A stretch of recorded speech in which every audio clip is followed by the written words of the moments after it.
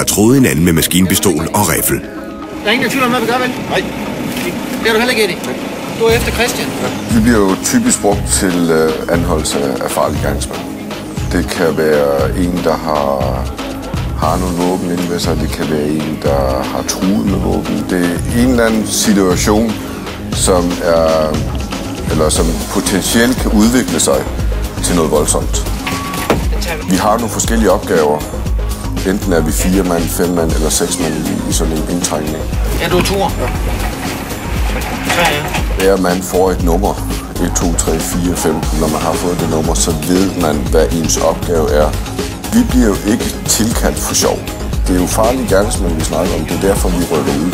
Og så er vi alle sammen godt klar over, at det kan være farligt. Altså, det kan være en situation, hvor der enten bliver gået til angreb mod os, eller at vi bliver nødt til at gøre det. Bare lige være opmærksom på at råbe skrige, at det er politi, hvis I løber efter, hvis han løber ud og så. Men der er altså hunde, der bliver lukket løs, ikke også? Ja. Så det er en bedre lige. Ja, det er bedre at holde lidt afstand fra. Nej, hunden vil jo det. Nej, det vil vi ikke. Vi har nogle patruljer, som holder øje med huset, og som kan melde tilbage til os, hvis der er nogen, der forlader det, eller hvis der er nogen, der støder til huset.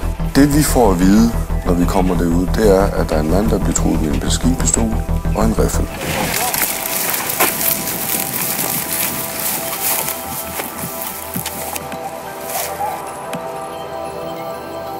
Sådan en opgave her, det er jo en af mine favoritopgaver.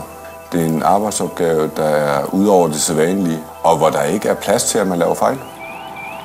Det er en af de politiopgaver, hvor du virkelig mærker at være politi. Altså, så snakker vi virkelig politirøver, altså som da han var lille. Læg den der til bagsiden. Tag lige bagsiden som ekstra. Det er et adrenalintjek.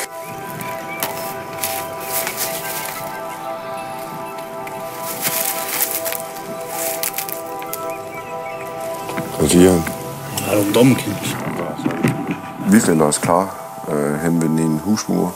Og da vi har gjort det, så ringer en lokal kollega til ham på hans mobiltelefon og får fat i ham og snakker med ham. Og det kan vi høre uden for vinduerne. Sådan lige i starten, der var han sådan lidt modvillig med at komme ud. Men kollegaen får talt ham ud. Kom herud! Kom herhen! Kom herhen! Kom herhen! Hænderne op! Op med hænderne op! Kom herhen! Kom herhen! Kom her! Kom her! Stille og roligt! Kom! Hen imod mig! Kom nu herhen! Kom herhen! Få hænderne op i lommen! Få hænderne op i lommen! Kom herhen! Stille og roligt! Ræk ud midt på!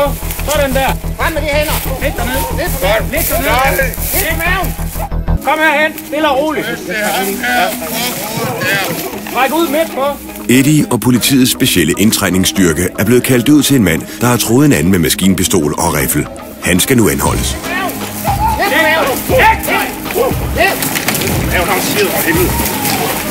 For helvede, mand. Kom her. Hallo, mand. Jeg gør noget med noget. Vi har ikke fået ryddet huset endnu.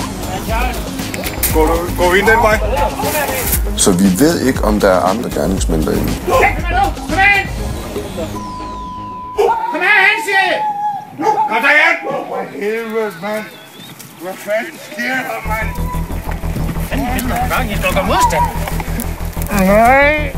For at undgå, at en situation eskalerer, jamen så skal det bare foregå fuldstændig efter vores anvisninger.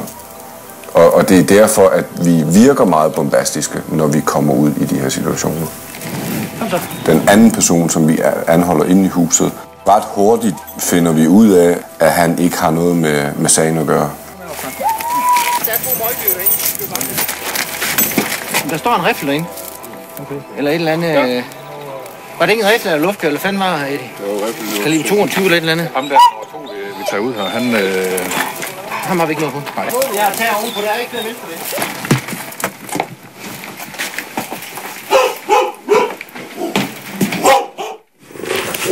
Det er en rigtig rotte.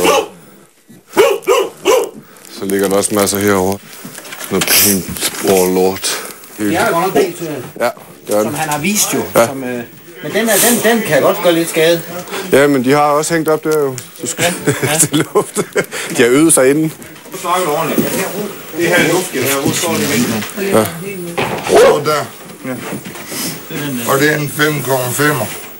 Og den har haft 10 år. Den har du så ikke længere. Det bedste, du troede nu. Så jeg håber ikke, du har fået et alt for personligt forhold til den. Overhovedet ikke. Og alt, hvad jeg har troet med, det ligger der. Og det kunne ikke engang få til lortet til at virke. Jamen, undskyld, halvskyld. Lad mig få lov til at Prøv lige at kigge på mig. lad mig Lad være og råbe. Vi kan sagtens høre. Tælle, gå ind.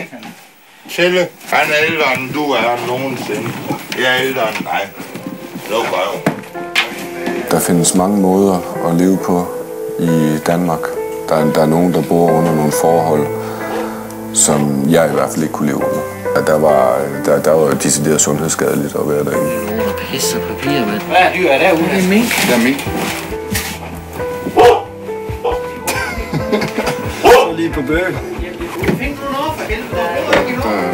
Der er Thomas. Og han har da en opskrift på kalkun med skinke og ost. Og kalkun med skinke og ost, det er også. Det er... Der skal bare en sovsus, så er det fint, jo. Kan du ikke give mig en smøg? Nej da, du er anholdt. Jeg er ikke en skid anholdt. En lille smule. Hvad du går med siden? Ja, hvad er det militært? X hvad? X-militær. Nej, specialtroppen. X-special ranger. Ja. Så kan du garanteret slå ihjel på 1000 måder. Bare med en kniv. Jeg tror mig.